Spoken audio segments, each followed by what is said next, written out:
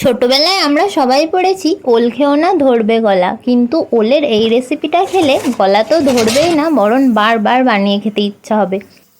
প্রথমে ওলের খোলা ছাড়িয়ে নিয়ে ওটাকে টুকরো টুকরো করে অল্প একটু নুন দিয়ে সেদ্ধ হতে দিতে হবে। সময় বাকি উপকরণ হিসেবে জোগাড় করে নিতে হবে দুটো পেঁয়াজ, 3-4 কোয়া রসুন আর দুটো কাঁচা লঙ্কা। সমস্ত কিছু মিক্সিতে বা শিলনোড়ায় ভালোভাবে বেটে নিতে হবে। আমার এখানে খুব সুন্দর করে সমস্ত কিছু বাটা হয়ে গেছে। মশলার জোগাড় করতে করতে দেখবেন ওলটা সেদ্ধ হয়ে গেছে। তখন ওলের জলটা ঝরিয়ে নিয়ে একটা পাত্রের মধ্যে ঠান্ডা করে ওলের টুকরোগুলো নিয়ে ম্যাশ করে নেবেন। হাতের সাহায্যেও ম্যাশ করতে পারেন বা বাড়িতে যদি চামচ থাকে সেরকম সেটা দিয়েও ম্যাশ করতে পারেন।